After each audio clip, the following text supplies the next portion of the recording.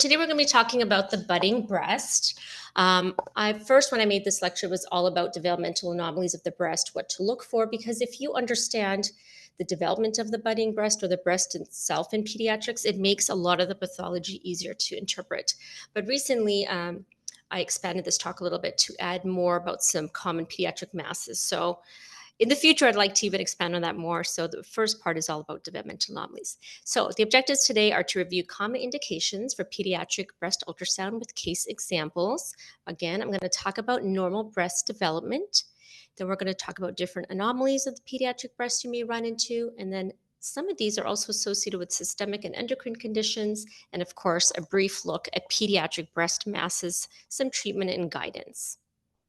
Okay, so what do we need to know about pediatric breast disease? Well, the good news is carcinoma is very rare, especially a primary breast carcinoma in pediatrics.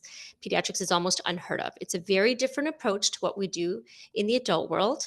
So that's why the knowledge of various stages of developmental and their different characteristics sonographically are very important. Good news again is most of the breast disease we see in pediatrics is related to breast development. Malignancies, like I mentioned, are very rare. It's only 0.1% of all breast cancers and less than 1% of all pediatric cancer. So that's great news. Again, we do not use mammography and modalities that are often used in adults. And we're going to talk a little bit about that.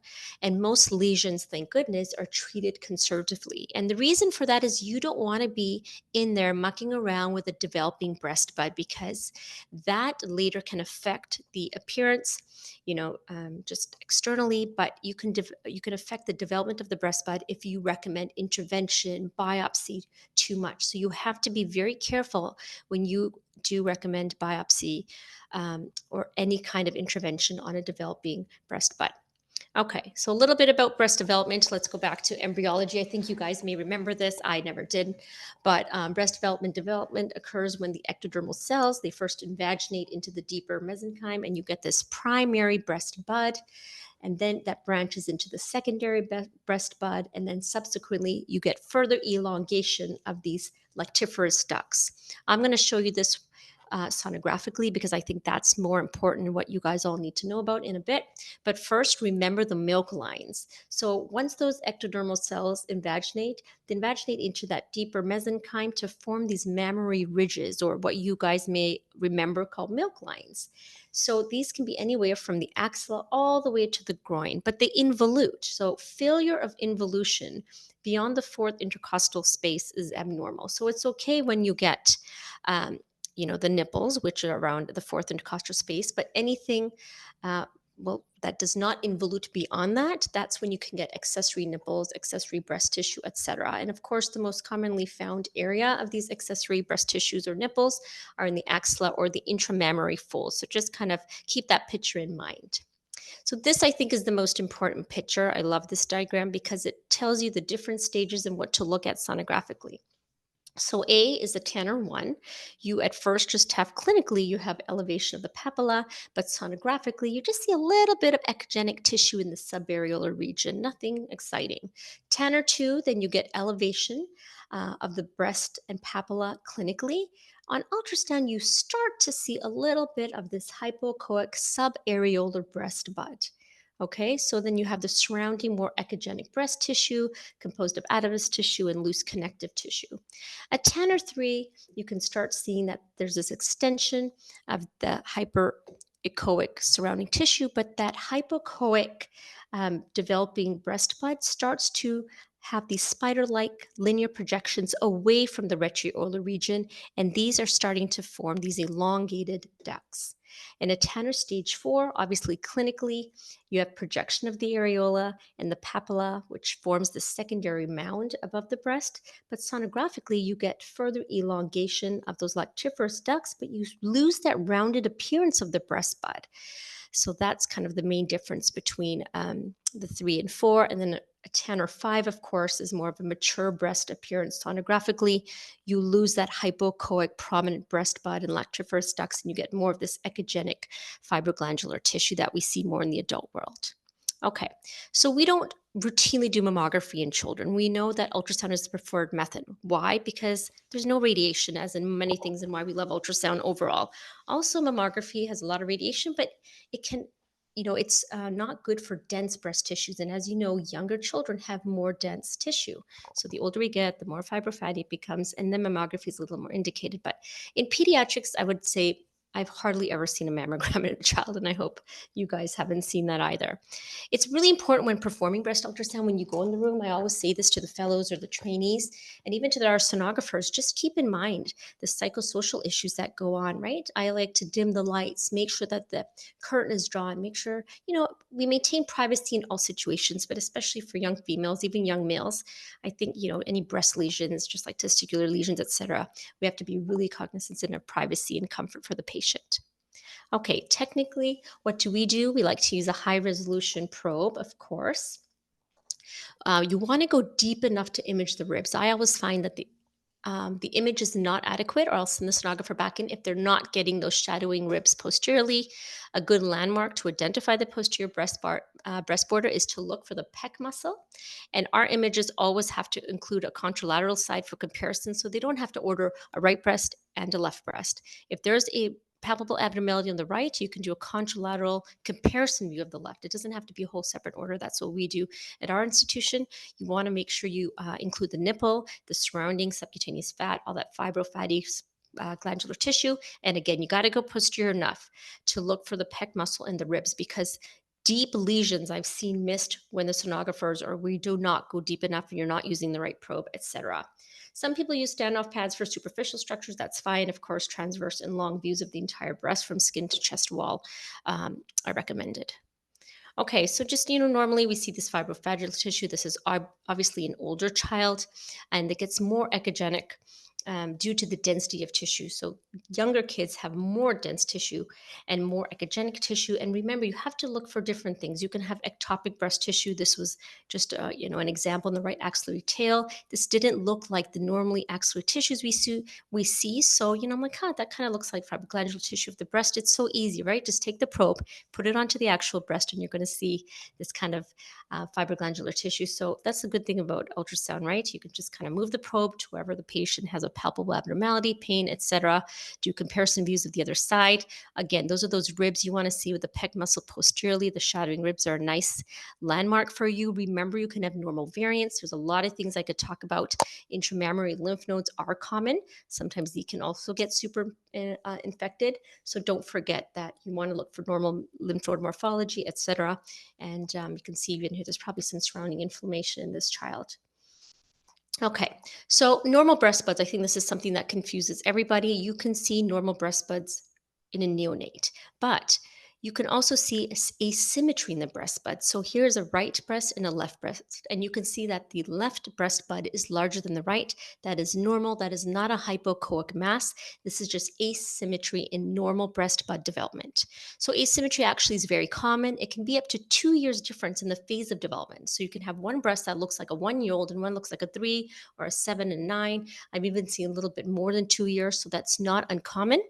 Benign isolated thelarchy usually spontaneously regresses, so we can reassure the parents or caregivers, nothing to worry about. And what you normally see in a normal breast bud is the subareolar hypoechoic breast tissue with no surrounding vascular mass. And it's always in that retroareolar region. The more you look, the more comfortable you're going to be with the normal appearance of a breast bud. So this is where we come into place at pediatric radiologists. We don't want to be saying, oh my God, there's a retroareolar mass, you have to go in and get a biopsy. So it's really important to remember that breast bud appearance at the different stages. So different developmental anomalies. I talked a little bit about the accessory nipples that you can get with failure of involution along the mammary ridge. You can also have amastia or hypomastia. That's congenital absence of fibroglandular tissue. Some people say, I haven't seen it a lot, but it can be associated with some chronic systemic disorders such as Crohn's disease. You can have athelia when one or both of the nipples do not develop, or it can be associated with Poland syndrome. We probably have all seen this more commonly, which is congenital absence or underdevelopment of the pec muscle. On the other hand, you can have polymastia or polyathelia. That's, when you have accessory breast tissue or accessory nipples. And we talked about the milk line and the mammary ridge. And again, the most common cause of a palpable mass in the chest is actually is usually a normal osseous structure. But in this child, I think you can all appreciate we're missing something here in the 17-year-old female. She had this firm kind of lump.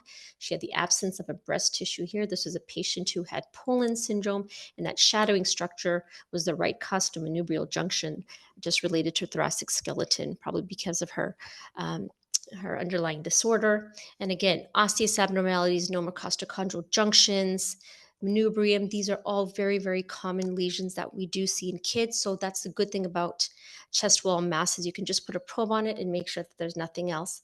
And often these are mistaken for masses, but they can be those shadowing like nipples. The older the patient gets, they become very hypoechoic and shadowing. They can be confused for normal osseous structure. So don't get confused. If you have a chest x-ray, look at the chest x-ray. Make sure you rule out any osteochondromas, any bifid ribs, any osseous abnormalities as well.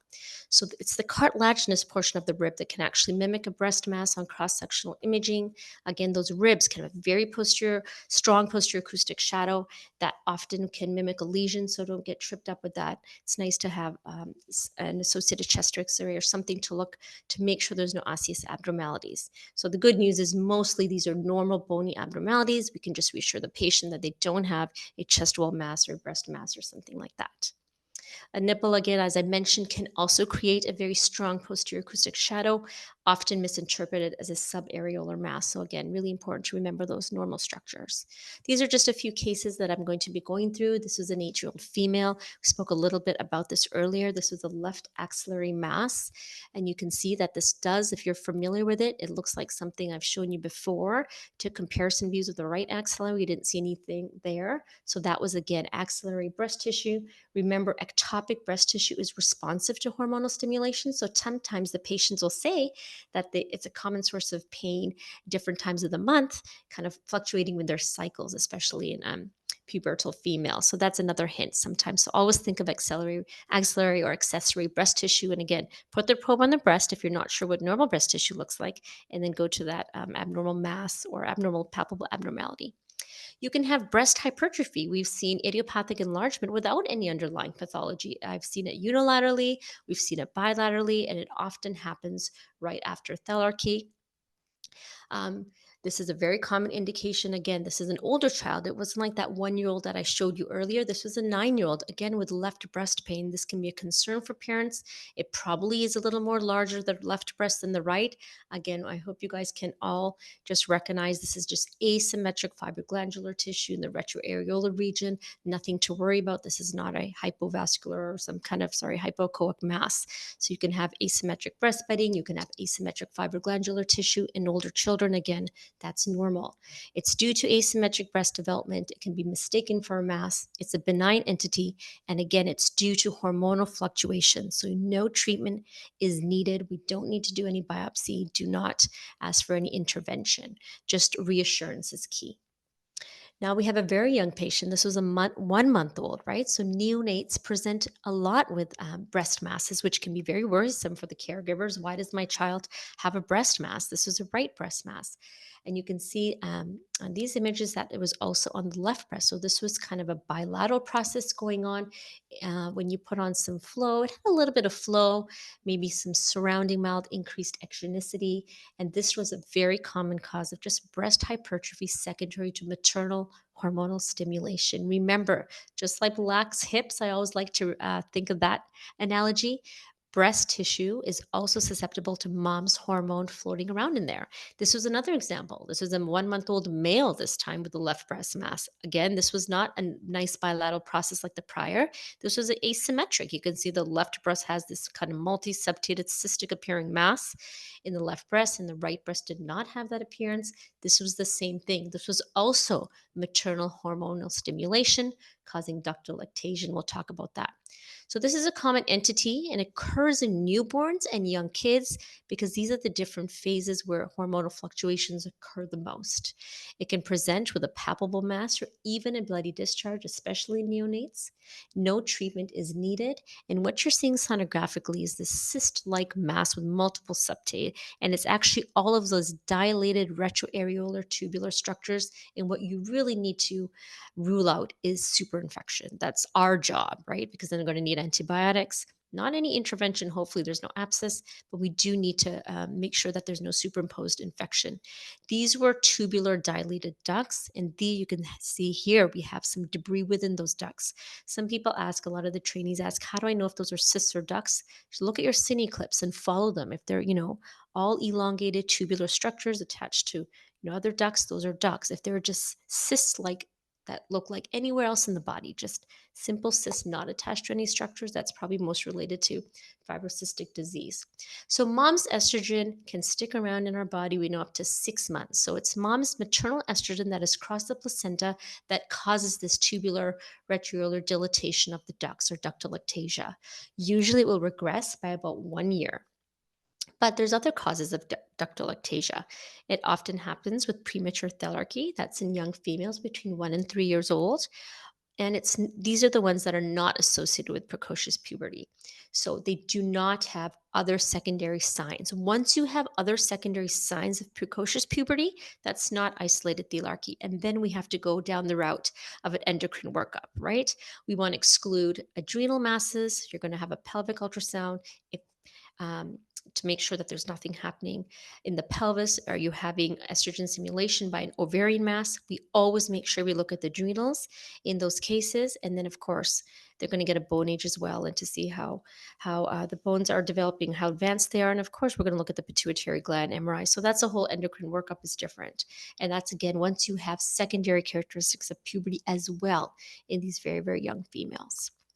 This was a 2-month-old male, again, in male with right breast swelling. It does look like ductal ectasia, like I'm showing you that multiseptated mass on the left.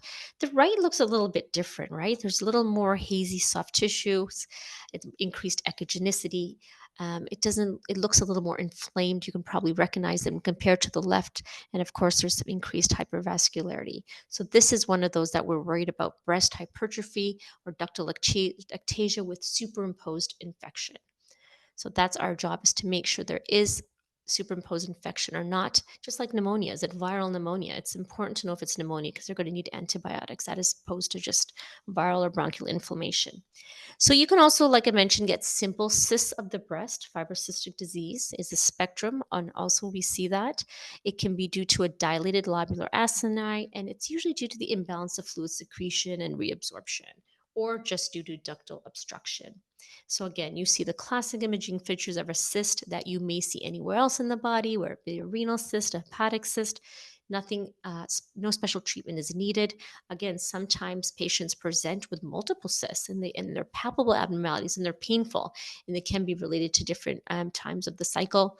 This was a 12-year-old female. She presented with left breast pain. Again, you're like, are these dilated ducts or these cysts? When you do your cine views, you want to look closer. This was just an isolated cystic structure that maybe went a little bit superior to it. It had, a little bit of mild peripheral vascularity, but otherwise, all the other features that we would see with a cyst, and these were just benign cysts. We needed to do nothing else. This was an 11-year-old female with a left breast nodule. Again, she on the left breast, you can see multiple hypoechoic structures. And then again, you're going to do your cine. You're going to make sure, are these cine clips, are these dilated ducts, or are these just simple cysts? You can see that there's some increased vascularity around it, but no internal vascularity. This was, again, in the retroareolar region. So these are also known as retroareolar cysts or cysts of Montgomery. Those can be used interchangeably if you ever hear that. And they're specifically in the retroareolar region. So what are Montgomery cysts? These are little tiny cysts that occur just at the edge of the areolar. So when you have an obstruction of these tiny glands of Montgomery, you get cystic obstruction, and then you get development of these retroareolar cysts. They can present with signs of inflammation or just a painless mass with no surrounding inflammatory signs. They can be solitary or you can have multiple. And the good news is they resolve spontaneously. Again, no further treatment is needed unless there's evidence of superinfection. I have seen, milk of calcium or calcium kind of layering within these retroareolar cysts. Sometimes you see septations or fluid levels as well. Okay, you have a 10-year-old. She had retroareolar cellulitis and a palpable mass. I think this is something we all have seen. This is a thick walled complex mass with internal echogenic mobile debris. These color images demonstrate some mild peripheral vascularity, but this is pretty much an avascular lesion, right? So it's typical, very typical of a breast abscess. I think it's important to put in because I think we commonly see this. What I didn't put in is your biggest differential here, which is going to be a breast hematoma. Now, can a superimposed breast hematoma look like a breast abscess? Absolutely, it can. But I think if it's just kind of a non infected hematoma, your main indication of the difference that's going to help you differentiate that is going to be the history. So, abscesses are common often in lactating women, but we also see it in neonates and adolescents. And that's due to mammary duct obstruction, cellulitis, or actually nipple injury. So, due to some kind of nipple injury, Staph aureus that kind of sits on the surface, especially neonates, can get in. That's usually the most common offending organism, more than strep. And it colonizes the skin, the nipple, the breast, and then it spreads into the duct. So that's a problem. And of course, we want to be able to treat that with antibiotics. Abscesses, again, just like anywhere else in the body, you get these complex, thick-walled masses with peripheral vascularity, some posterior acoustic enhancement, skin thickening, and redness, pain, fever, all of that stuff. What's going to help you? This is a 14-year-old male now. This is an older child. Switching gears a little bit, also with right breast swelling, and this time a clear nipple discharge. So you can see that there's same asymmetry in the retroareolar soft tissues of the right when compared to the left, which looks a little more normal for a male. And this was just showing you that there was no abnormal flow. And you always have to do those, obviously, your color flow, your cine images as well. And this was just normal physiologic pubertal gynecomastia in a male. So again, very common entity. It can be very embarrassing for the child. It can cause a lot of pain because it is hormonal related. And this is another example of a 13-year-old male with a right breast tender nodule. Again, I remember seeing a few of these patients. They do have a lot of pain. And again, this is just asymmetric normal fibroglandular tissue due to physiologic gynecomastia in a male. Now, what do we need to know about this? There's actually trimodal distribution. Again, it's all about the hormones, right? Neonates have maternal estrogen, then you have that kind of pubertal age, and then older males, again, when hormonal fluctuations are going on again. And this is due to the proliferation, again, of glandular elements just resulting in concentric enlargement of either one breast or both. So you can have bilateral gynecomastia or you can have unilateral gynecomastia. Again, especially during puberty, it's due to that imbalance between estrogen and testosterone. And things hopefully are going to resolve by 18 years of age, which is not always reassuring to a young male, especially when the adult kind of androgen estrogen ratios are achieved. And some of the other causes that we need to think about are anabolic steroids.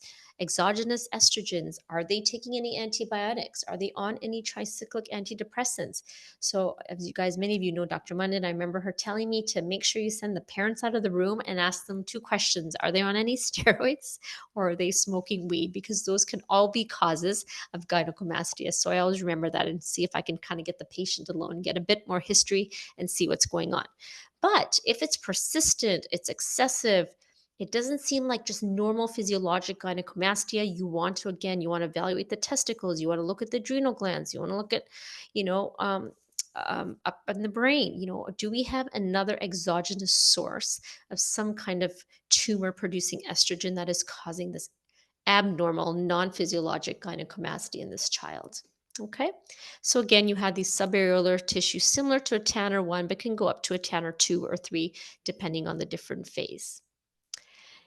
Now, I'm going to talk a little about breast masses. I'm going to try not to take up too much time.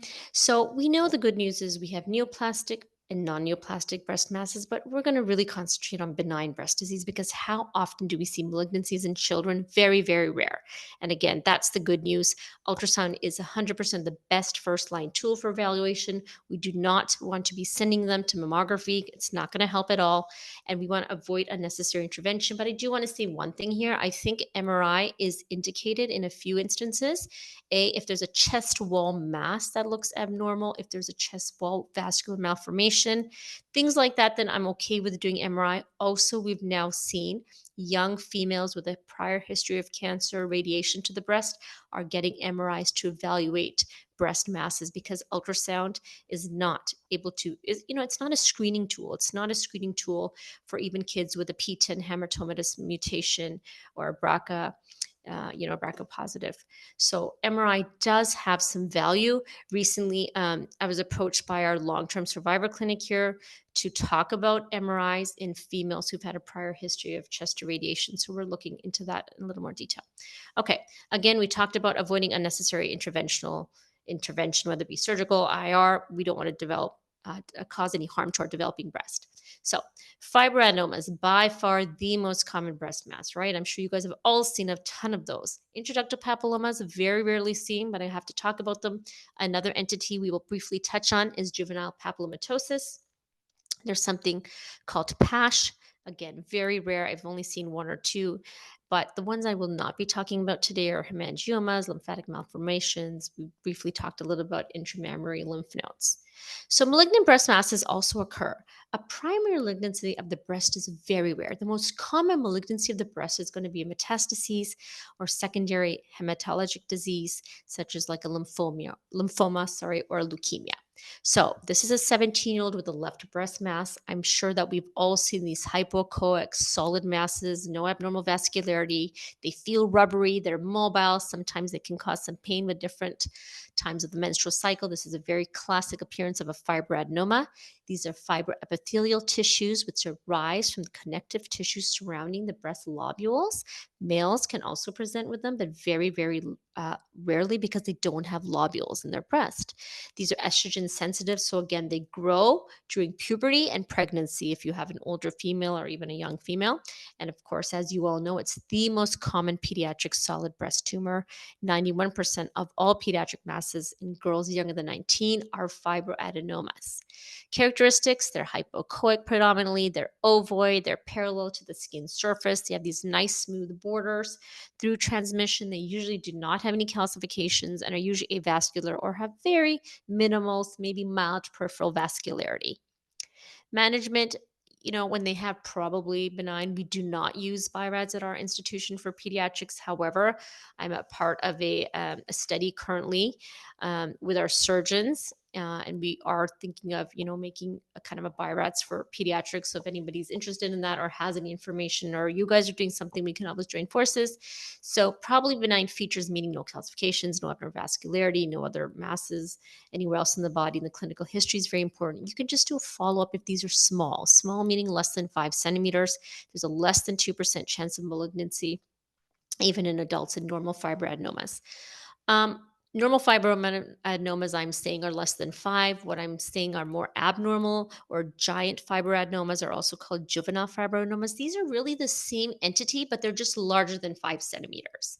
They can have more flow, as you can see here. They're often lobulated. Sometimes you're just like, is this one mass or these two masses kind of stuck together? So these have the same histological variants, like the same pathology, really, but they just undergo rapid growth due to the stromal proliferation. So they're usually between 5 to 10 centimeters, and they're more common in the African American population, but they have similar sonographic characteristics to a phylloides tumor, which is the most important thing you want to exclude in a large abnormal appearing breast mat in a child, because a phylloides tumor is malignant. So you always want to rule that out. This is another example of a giant or a juvenile fibroadenoma. Again, they just look like a fibroadenoma, but really, really big, a little more ominous, a little more scarier. Again, you want to make sure it's not a phylloides tumor. So less than 5 centimeters, I say, we're fine. I usually don't even recommend a follow-up unless sometimes I'll put in there if this continues to enlarge or cause pain, a follow-up is recommended. Otherwise, I'm okay just saying this is a fibroadenoma. Again, if it's greater than 5 centimeters, then I would like them to go to surgery or go to a breast institution. What they do with it, whether they biopsy it or not, is up to them. But that's kind of where I draw the line, is at 5 centimeters. This is a 19-year-old female. She had bloody nipple discharge. You can see that you have this well circumscribed hypoechoic, kind of dilated duct, most likely with a solid mass within it. Not a lot of internal vascularity, and this was an intraductal papilloma. We don't see these very often. These are intracystic breast lesions. Thank goodness, most are benign, and it's due to ductal epithelial cell growth and proliferation. It's usually found actually in the central ducts, not in the kind of more peripheral terminal ducts, and they can occur at any age. And they do say that these undergo malignant transformation, so you do have to get close follow up. I wouldn't just blow these off, but again, they're very, very rare. I haven't seen many in my practice. Um, they say that 50 to 70% of these females who do have an abnormal nipple discharge probably will have an intraductal papilloma. So look a little bit closely. Bloody nipple discharge is a little bit more ominous than a clear serous discharge. Again, it's usually a dilated duct with a solid, elongated mass, often near the nipple. The duct could be filled with anechoic fluid, again, depending on the degree of obstruction by that solid mass. And you can have sometimes hypervascularity of that mass itself. So these usually do get surgically excised due to the very small chance of malignancy. And again, you want histologic diagnosis. So these ones would be okay to send to a surgeon for further evaluation or to a adult breast center. It's not something I think that we would just continue following and keep at our institution. I would send these to an adult center or to a sister center. Okay, this was a painful breast in a 15-year-old. I like this one because it's just very classic. You look at the breast tissue and it's just a mass consisting of multiple tiny anechoic avascular structures.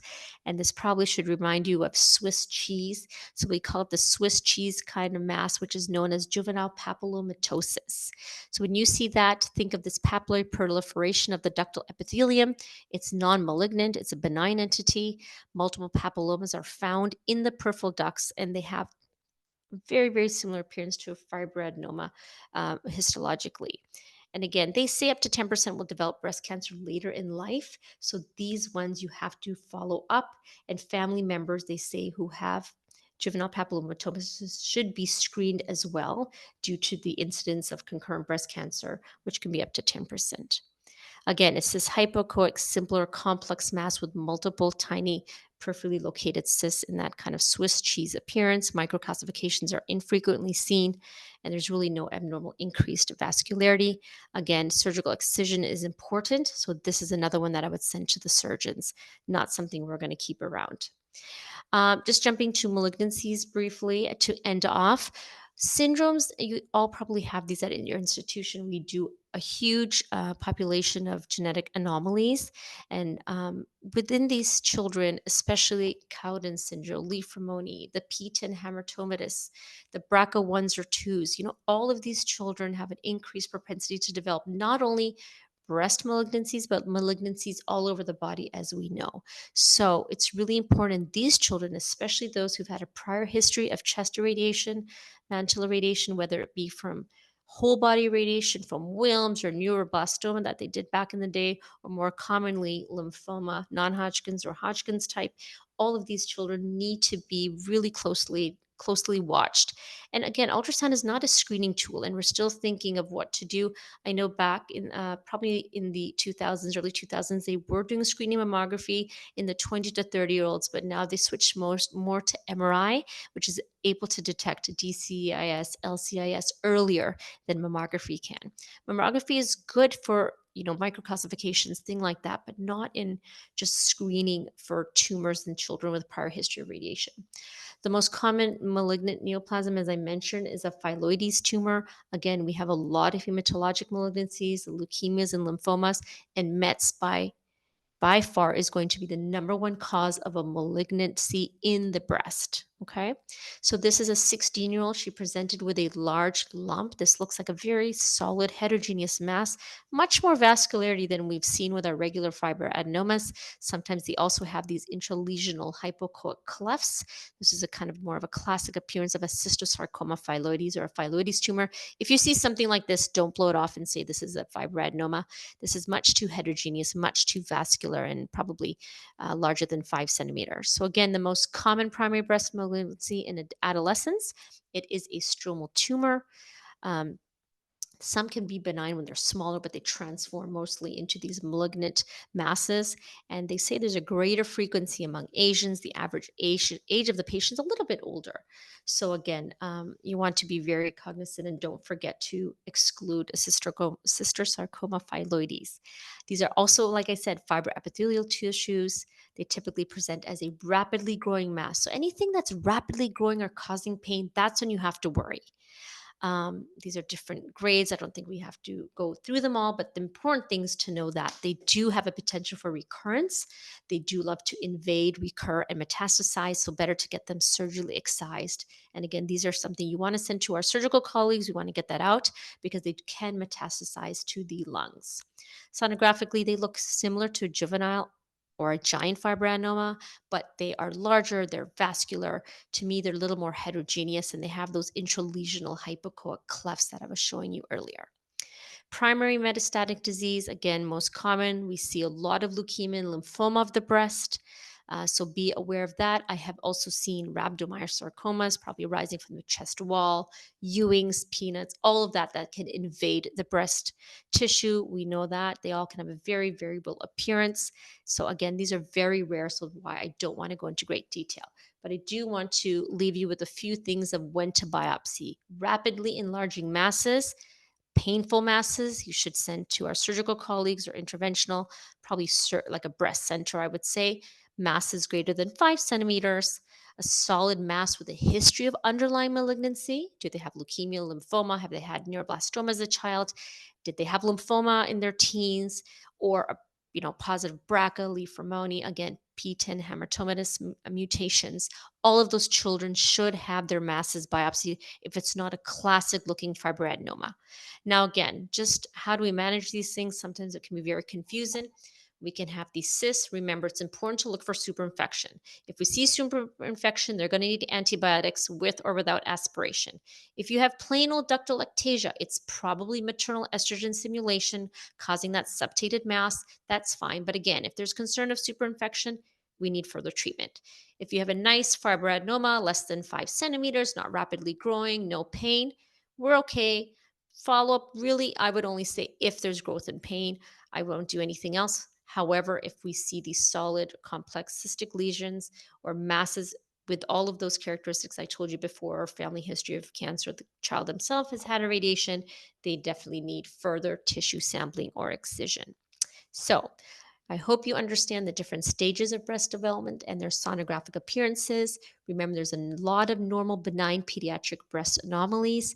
Asymmetry is okay up to 2 or 3 years, so don't be alarmed if you see that. The majority of the breast lesions you are going to encounter almost always benign, so please avoid recommending biopsy in these developing breast buds. You can cause a lot of harm to the child later in life.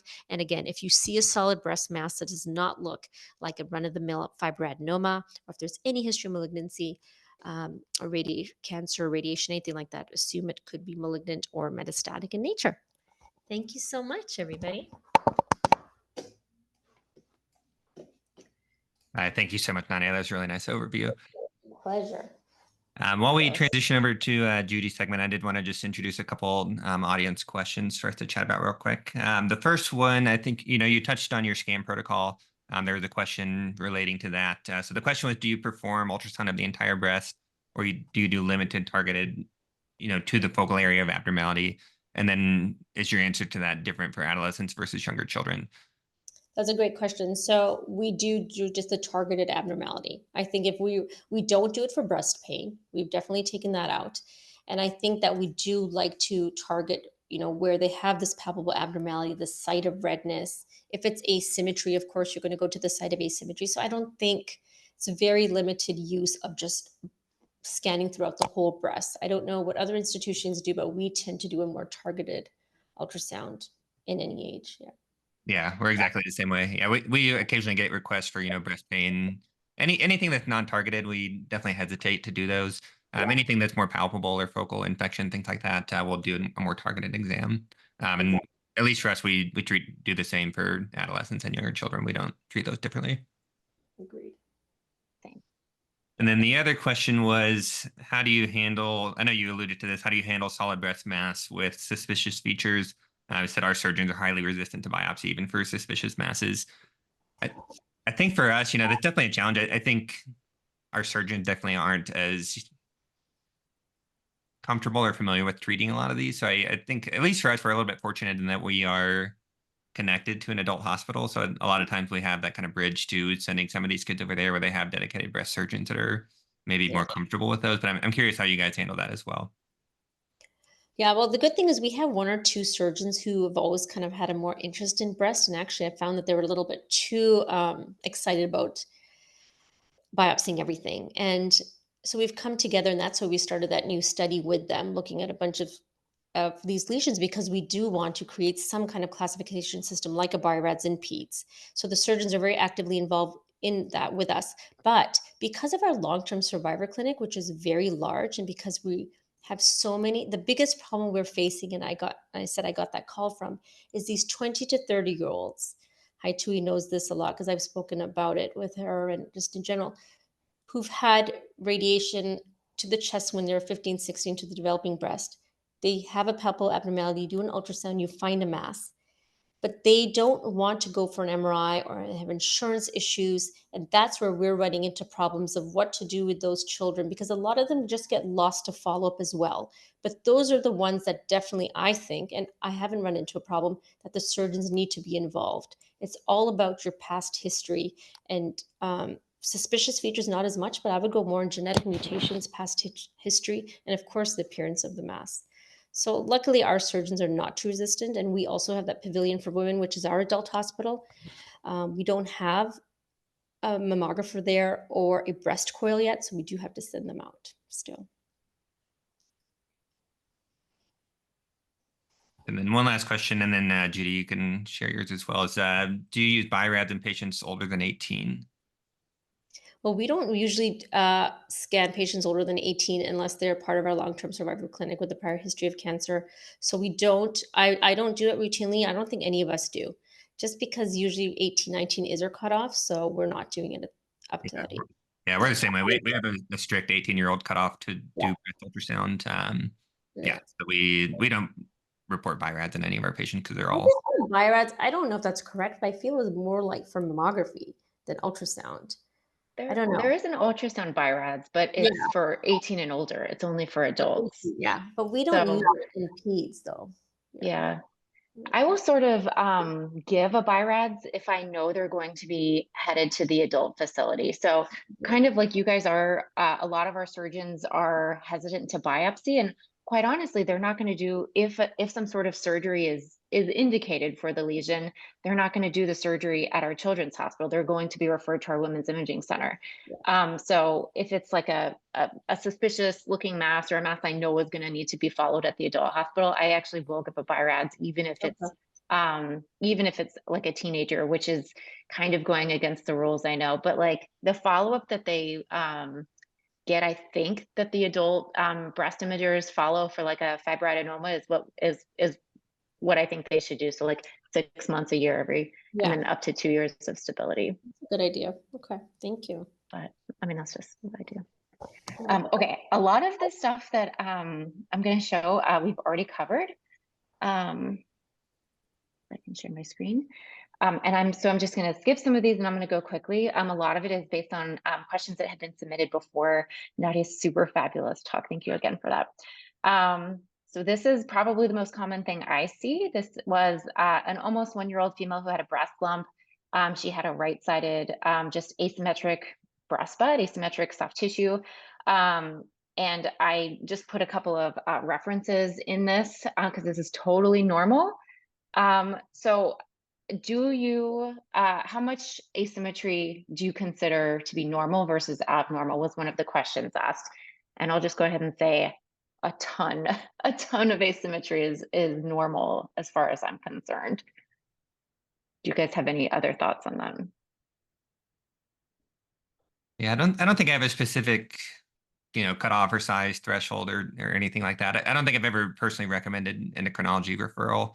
I usually just describe it as normal asymmetric breast tissue and kind of leave it at that. But Again, I think if they have just secondary signs of puberty, right? Axillary breast, pubic hair, axillary hair, then I would think about the endocrine referral. But without those other signs, probably almost always normal. Yeah, I agree. Have you guys ever thought about giving, like, Naika, since you showed like the Tanner stages for the breast buds, like, would it be at all interesting or helpful, I don't know, to our endocrinologist, if we do get those referrals to say, right breast, and then you kind of give that would be within the range of this Tanner. I think And then from there, they endocrinology- can see our report and then Yeah. judge if that's advanced or not. I think for a regular pediatrician, it may confuse them more, but you're right. For the endocrinologist, it would be helpful because they use that Tanner staging so much. So I think that's a great idea, depending on who it's coming from. I haven't tried it, but I'm just Yeah, it's a good thought. throwing it out there. Interesting. And then somebody asked, do we ever measure breast buds in like newborns? And I hate measuring everything ever. Yeah. Okay, and then we sort of already covered, do you report birods in children? So I'm going to skip that. This was a 12-year-old female with an indication of a swollen lymph node. And you can see we're actually looking at the axilla here, but the sonographer nicely showed how it extends all the way towards the breast. This patient had an MRI for a different reason. So this was just axillary normal variant breast soft tissue. I love the graph of the mammary ridge. Any role at all for mammograms in children was another question that was asked. I think the breasts are too dense. It's too dense, too much radiation. I don't think it's necessary at all, or I've never seen any role of it, nor have I read anything about it.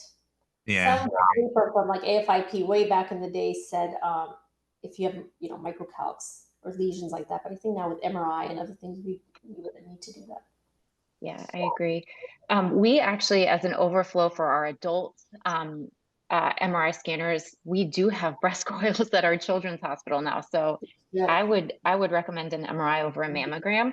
I have seen my adult colleagues, as I'm following these cases up, who get referred to the Women's Imaging Center, they do a diagnostic mammogram with the ultrasound. And I honestly think that's just like their knee-jerk reaction. I'm not sure that it's actually indicated, but I haven't brought it up with them just yet. Okay, this was a male with a palpable mass under the right nipple. It was tender. So this was just gynecomastia. And I just show an example of a CT because we see this on other modalities all the time. Nadia, you nicely covered the clinical associations with that. One other thing term that I've recently heard is pseudogynecomastia. So it's just fatty proliferation, not actually fibroglandular tissue. And that's just obesity accumulating in the region of the retroareolar breast regions. This was a companion case just to show that a nice follow-up to some of the cases you showed. So this was a 1-month-old female with a retroareolar breast lump.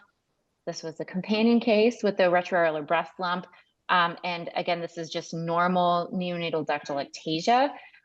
Do you recommend any follow-up for like classic benign lesions like this? For me, not if there's no evidence of superinfection, no. Just reassurance and telling them it's from mom's estrogen floating around in there. Probably should resolve on its own within a year. Yeah, I agree. And I think, these particular lesions can sometimes be a little bit confusing for people just because those cystic spaces can be very predominant and large. And I think people get a little bit worried about them. So we've had a few cases that we've had people recommend follow-up, but they, invariably resolve over time. So if I saw a case like this, I would just be descriptive. I wouldn't personally recommend any specific follow-up. Agreed. Same, yeah. Especially because any suspicious lesions are usually going to be solid. So once I see a cyst, it's like, well, especially again. So very a suspicious lesion in a neonate, almost always related to hormonal stuff. Like I said, just like the hips. It just reminds me of Black's hips. Or like ovaries. Huh? Or like ovaries. Yeah, like a neonatal. Exactly. Honestly, it kind of looks like ovarian tissue. Yeah. So like the ovarian sign in the breast. Retroareolar. The ovarian sign of when. Okay, another companion case. This was a 13-year-old female with palpable lump and tenderness. This was right behind the nipple. So this is just that retroareolar cyst. If you want to say cyst of Montgomery, cool. Companion case, 17-year-old with lump. Again, we see some cystic changes. This one was a little bit lateral to the nipple, and this is just classic fibrocystic disease. Nadia, you covered that super great. Again, these non-neoplastic cystic lesions, it's nice to have some history. Like, are they concerned about infection? Was there any history of trauma? Is this a postpartum adolescent? That's always good information to have. If we never get it from our clinicians, but if your sonographers can get that for you. We sort of already covered this a little bit, but when do you and when do you not perform a breast ultrasound for girls? Like if you're asked to, when would you say no, thank you, and refer to an adult facility? Yeah, we use 18. But again, in our long-term survivors, we go up like 21, 22, 23 because they kind of get lost to follow up, kind of like traditional medicine and feel they don't know where to go. Yeah, I kind of briefly mentioned, but so we have a pediatric and adolescent gynecology clinic, and those providers are credentialed at both our university adult hospital as well as the children's hospital. So they kind of have relationships with both us and with the adult dedicated breast center. So typically their kids 18 and under will come to us, and then the older kids will, or the old, I guess they're not kids anymore, but over 18, they'll go to the dedicated breast center. So that's kind of our pretty much our cutoff is 18. We'll kind of determine which way you go. Okay. And then kind of a related question we just got in the chat I just wanted to mention was, how do you handle breast ultrasound at remote sites? So do you only scan these at a site where a radiologist is physically present, or will you allow them to be scheduled anywhere? I do it only when the radiologist is present. We do it in our community centers because the radiologist is present, but I kind of put a limit because there's too many remote sites. There's just too much variability. I like to kind of keep that a little more tight. Yeah, we're kind of the opposite. So we let them be scanned anywhere. We kind of have heterogeneous radiologist coverage at our remote or network of care sites. But we at our hospital, they get scanned anywhere. Yeah, I'm getting a lot of pushback from that just because of the rush, and I'm pretty sure that rule will be changing soon. Yeah, I don't know. We offer them everywhere, and I would like for them to only be offered at our main center. I'm trying to keep it, but they want to do that, right? Because they just want to scan more. Yeah, patient access is a big deal. Right. Yeah. We already covered this. We also don't do whole breast screening ultrasound. We only do targeted evaluation. We will do it for pain if it's like local pain, or there's an associated palpable abnormality, but exactly. Okay, into the solid mass category. So this was a 16-year-old who had a lump for the past 2 years. This is a pretty classic fibroadenoma. These are typically, ovoid, solid, parallel. This is a case that I actually don't have follow-up. So our system is unique in that we have sort of two big insurance providers, and when they get referred to the other system, I don't get path follow-up. So I only get follow-up when they stay within the UPMC system. So this was a ginormous breast mass that the patient had noticed to be enlarging over several months. So I gave a differential for this, giant fibroadenoma versus phalloides. And my question is, do you refer to an adult women's imaging facility when you know there's going to need to be a biopsy? Yeah, we do. Yeah, same. Yeah, I agree. And then how long? Oh, go ahead. Sorry. Sorry, I was kind of related question, fibroadenoma related, that was submitted was, if you find a fibroadenoma, do you scan the rest of the breast to see if there's other ones that may not be palpable? So one of their surgeons is asking for this, especially if they're contemplating intervention. We personally don't. We just target it to whatever's palpable or whatever they're looking at. If we see a lesion, we don't go looking for more. But I don't know if you guys are any different. I don't go hunting unless they can feel something else. We will typically do a contralateral comparison just because that's like what we do for all soft tissue lumps, basically. But yeah, I don't go hunting. I've noticed a few sonographers will kind of look around on their own, but it's not something in our protocol. Yeah, agree. Yeah. And then how long That's do you interesting follow because some? I guess Okay.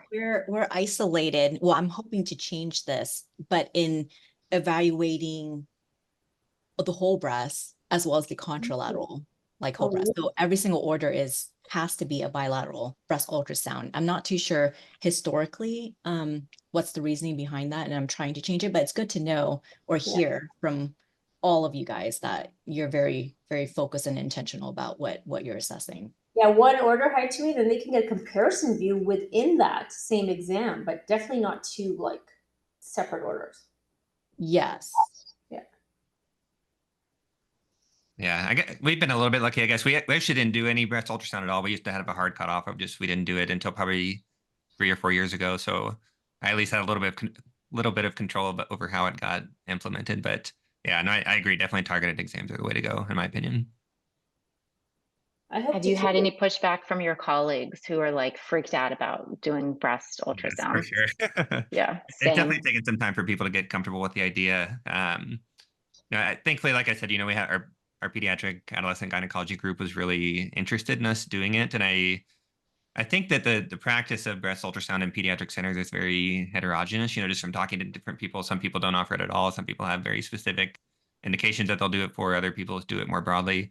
It is interesting just how different we practice this just in pediatric radiology in general.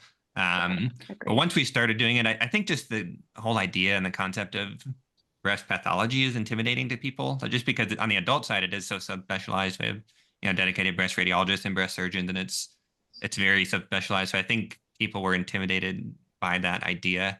But I think people have gotten more comfortable with it over time, but it's pretty frequent that people will try to get patients sent over to the adult breast center. Even I personally think that these pediatric breast pathologies really should be in our domain. I think we should know more about these than the adult breast imagers. And I think on their side, like we've talked about with BIRADS, they, I think I think you already alluded to this, like they have a tendency to overtreat some of these patients just because of the malignant pathology is more common in their typical patient population.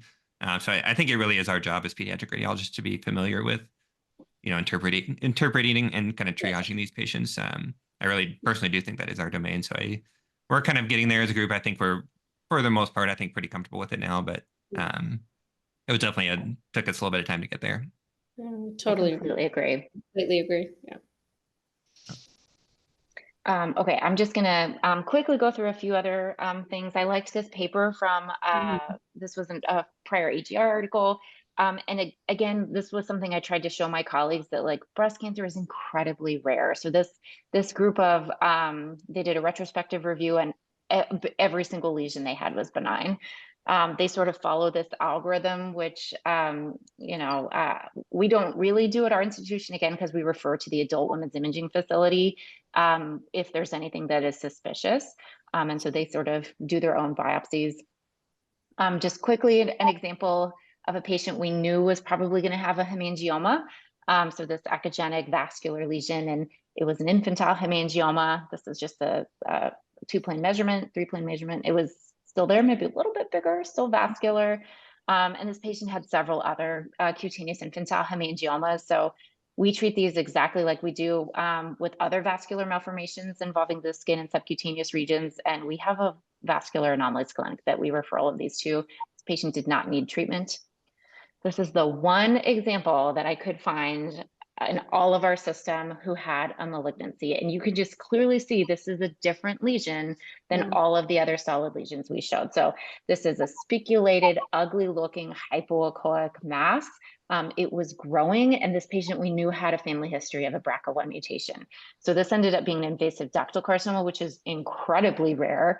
The secretory cancers are much more common, and good news, they have a favorable, more favorable prognosis compared to the intraductal tumors. Again, I just want to reiterate, don't be scared by these because breast cancer is so super duper rare. It is very unlikely. I'm jinxing myself. I'm going to have one later this afternoon. But it's just uncommon. And you know that at that point you refer. So at least get them in so they get some screening by somebody. And I think that pediatric radiologists are the best people to see these patients first because they are seen in a supportive pediatric friendly environment that they're maybe more used to, as opposed to the adult women's imaging facilities, which can sometimes be a little bit less personal. So one last case just quickly, because anybody who has a concerning history, it basically doesn't matter what the ultrasound appearance looks like. As far as I'm concerned, we will biopsy them more likely. So this was a patient who had a firm right chest mass below her right breast. We actually saw it on a CT. You can see it's really not associated with the breast whatsoever. And this patient actually had a history of a multivisceral transplant 7 years ago. And it was pretty rapidly enlarging. I don't have the PET because they had done the excisional biopsy because this was PTLD. So we sort of follow these guidelines. If it's anybody who has any sort of history that's concerning whatsoever, we sort of ignore the ultrasound appearance unless it's like a legit, like totally benign Mini cyst. If it's solid whatsoever, we recommend biopsy typically. And those I typically will be biopsied by our pediatric surgeons because it's usually related to that primary disease, not a breast cancer primary. Just a few more references because I love some of these articles. I forget these things. I have to go refresh my memory all the time. Like, what was the cyst of which cyst was it? So just a few references for you guys. We have a worksheet that this is one of the reasons I think we can do our breast ultrasounds at one of our satellite facilities. Is the techs get great history. And we just make sure they go deep enough that they follow show us everything that they need to. And then the history is like super important, I think. So I think that's a great worksheet. Yeah, that's really nice. feel it. Yeah, I really like you that. know what? I'll post it to the SPR. You don't mind? That would be great. Ultrasound thing, yeah. You even have the patient or family history of cancer. I think that's really important. I just noticed something in the chat about the adult mammographer we have with the breast imager, and I totally agree with what you're saying, that the incidence of breast cancer is going up in women in their 20s and 22, and that's exactly what we saw the other day. Is a girl who found a mass on the ultrasound. Now we're going backwards to mammogram, MRI, this and that, and because these kids are living longer, I think we're going to be seeing it in the younger patients more and more. So I think we just have to be very careful about that, because the incidence of a child or a prior teen with breast irradiation is the same as a BRCA1 or 2. They're going to get 60 to 60% chance of a pretty invasive tumor later in life. So just be very careful of that.